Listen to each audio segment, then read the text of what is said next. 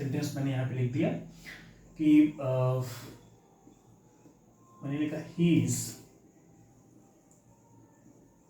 Going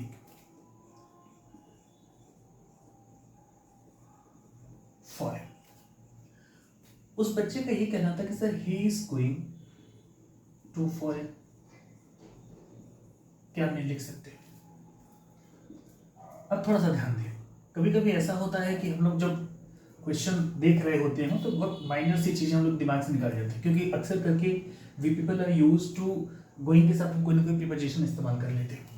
तो सवाल पैदा होता है कि सर यहाँ पे हम लोग फॉरेन के साथ टू का इस्तेमाल नहीं करते हैं। इसमें ये भी क्वेश्चन होगा टू एक्सप्लेन कि फॉरेन के साथ हम लोग टू का इस्तेमाल क्यों नहीं करते हैं गाइस।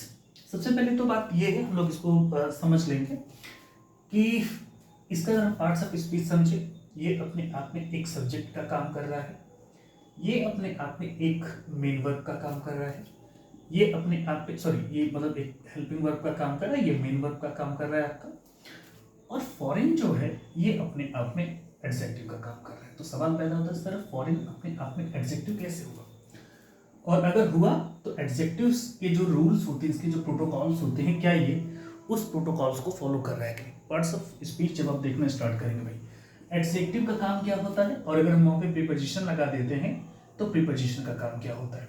तो सबसे पहले तो मैं आपको बता दूं, समझा दूं कि प्रीपोजिशन अपने आप में एक रिलेटिंग वर्ड होता है, ये कहेंगे एक तरीके से रिलेशन को दिखाता है ना। जबकि ये अपने आप में फॉरेन अगर एडजेक्टिव है, तो ये बात याद होनी चाहिए आपको कि प्रीपोजिशन कभी भी एडजेक्टिव के रिलेशन को नहीं दिखाता है। जब भी ये प्रीपोजिशन दिखाता है तो ये हमेशा किसी नाउन या प्रोनाउन या किसी एक्शन के साथ कहीं कहीं तरीके से वो दिखाता है गाइस, रिलेशन दिखाता है गाइस। अब यहाँ पे एडजेक्टिव है तो कॉमन सी बात है कि यहाँ पे टू का इस्तेमाल हम लोग करेंगे नहीं, क्योंकि ये फॉलो नहीं करेगा रूल को गाइस। फॉरेन अपने आप में एडजेक्टिव्स है, तो क्या एडजेक्टिव्स के जो प्रोटोकॉल्स हैं क्या वो फॉरेन वर्ड्स फॉलो करता है? बिल्कुल करता है गाइस। फॉरेन मतलब एक ऐसा वर्ड है जो मान के चलिए कि किसी विशेष व्यक्ति वस्तु की विशेषता को दिखाता है गाइस। जैसे फॉरेन में मैंने कई ऐसे वर्ड जोड़ दिया, जैसे मैंने कहा कि ये एक विदेशी भाषा है जिसको हम लोग बोलते हैं फॉरेन लैंग्वेज, या मैंने कह दिया कि ये फॉरेन स्टूडेंट्स हैं, मतलब विदेशी स्टूडेंट्स स्टूडेंट्स फॉरेन स्टूडेंट्स ही हो सकता है अपने आप में, या मान के चलिए कि सर ये विदेशी किताबें हैं, फॉरेन बुक्स ऐसे इस्तेमाल कर रहे होते हैं गाइस। तो इन सब की कहीं ना कहीं एक तरीके से फॉरेन वर्ड क्या करता है, विशेषता बताता है। कंट्री की मैं बात कर लूँ, समझ में आ गया, दूसरा देश फॉरेन कंट्री हम लोग ऐसे बोल रहे होते हैं, तो इनकी कहीं ना कहीं एक तरीके से विशेषता दिखा रहा है।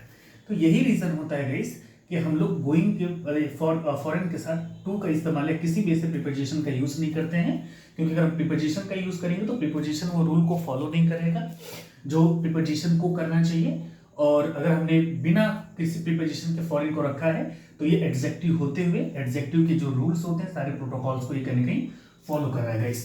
तो होप आपको समझ में आ गया होगा कि हम लोग फॉरेन का इस्तेमाल, मतलब फॉरेन के साथ हम लोग किसी भी प्रीपोजिशन स्पेसिफिकली हम लोग टू का इस्तेमाल क्यों नहीं कर रहे होते हैं गाइस।